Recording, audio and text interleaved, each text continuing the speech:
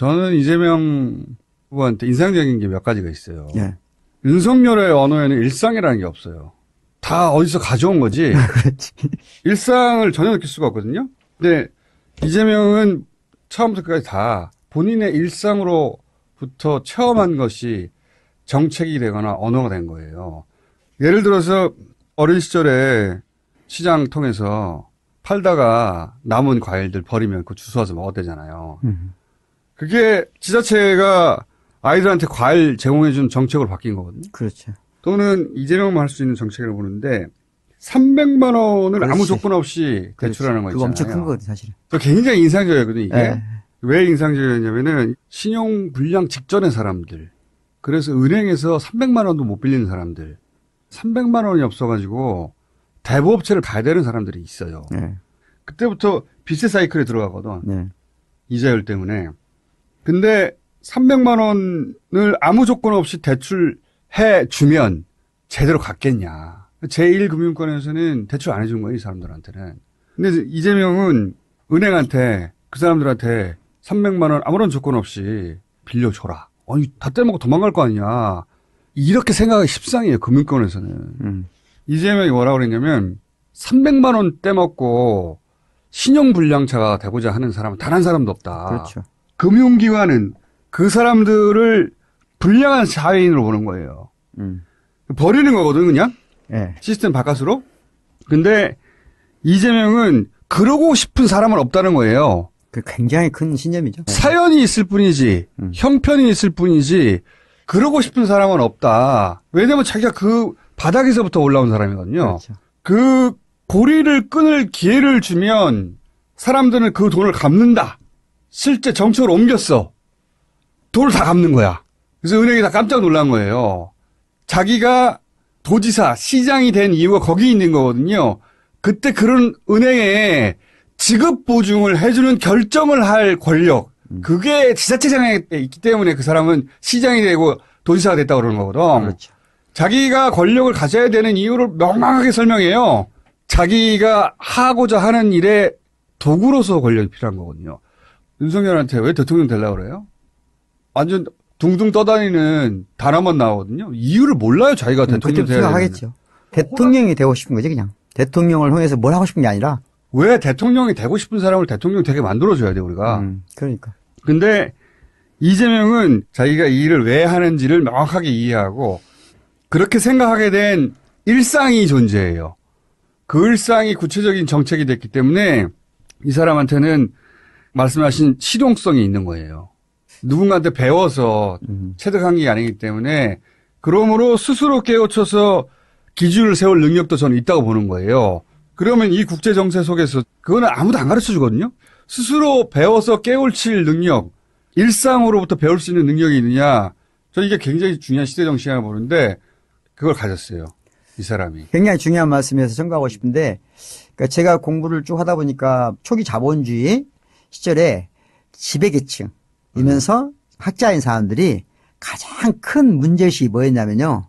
무능한 사람은 게으른 사람, 나쁜 사람이라는 의식이 있었어요. 도태시켜야 한다고 생각했어요. 방금 말씀하신 대로 빚을 못 갚아? 그러면 저 사람은 나쁜 사람인 거예요, 그냥. 그리고 저 사람은 도덕적으로든 심성적으로든 모든 면에서 문제가 있다고 생각하는 거예요. 이렇게 생각하는 사고방식이 우리한테 아주 짓눌러 있어요. 보지 않게. 아주 처참한 상황으로부터 그걸 쭉 극복해 온 사람들이 체화된 세계가 있거든. 그러니까. 나는 조금 부잣집 아들이어가지고 그거 솔직히 몰라요. 모르는데 내가 본 이재명을 사회적 약자가 나쁜 사람이거나 무능력한 사람이 아니라는 걸 정확히 알고 있는 거예요. 저도 똑같은 생각인데 그 이재명한테는 뭐가 없냐면 이 비주류 특유의 징후가 없어요. 그렇지. 그거 아주 중요한 문제예요. 굉장히 중요하거든요. 네. 이걸 빨대 삼아 트럼프가 집권한 건데 그렇죠. 비주류가 흔히 갖기 쉬운 징후가 없어요. 그렇죠. 두 번째로는 그러다가 성공한 자의 자뻑이 없어요. 그렇지. 이것도 중요한 말씀이에요. 윤석열은 눈썹 위에 자뻑이라고 써 있어요. 그리고 그렇게 해서 올라서면 갖게 되는 거만이 없어요. 대신에 덜 배우고 형편은 어려운데 그런 사람들도 자기 스스로를 존중하고 존엄이 있어서 그렇죠. 300만 원 이렇게 빌려주면 갚는다. 그 믿음을 갖지 못한 금융기관에 대해서 내가 그렇죠. 지자체장으로서 지급 보증해줄게. 네. 이 지급 보증해주는 정치적 행위가 이 사람들의 존엄을 살린 거거든요. 우리 어준 씨는 이재명 씨 많이 만나봤잖아요. 네. 대화도 해봤을 거 아니에요. 많이 해봤죠. 또는 그 전에 많은 지도자들 대화해봤잖아요. 많이 해봤죠. 많이 해봤잖아요. 박근혜도 해봤죠. 예, 사회적으로 성공한 사람들하고 대화를 할 때 가장 큰 장벽은 뭐냐? 주고받는 대화가 안 돼요. 대부분 사회적으로 성공한 사람 특징이 뭐냐면 교수님들하고 여러분 대화해보세요. 저처럼 이렇게 유연하게 대화하는 사람이 없어, 일단. 그런데 무슨 말이냐? 어준 씨하고 나하고 이렇게 짧게 왔다 갔다 하는 게 이게 안 돼요. 사회적으로 성공한 사람들은.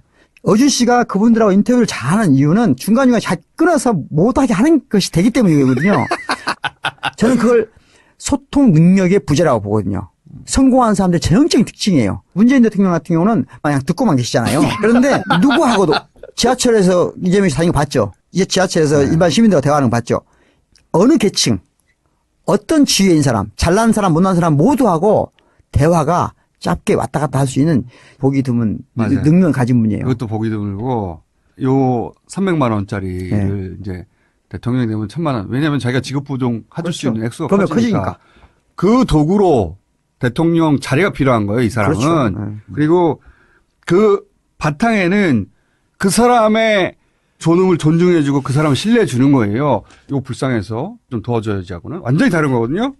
그리고 평민 정체성을 가지고 있어요. 그렇죠. 엘리트 정치인이 되면 끊임없이 서민들을 얘기하고 뭐 끊임없이 노동자를 얘기하고 하잖아요.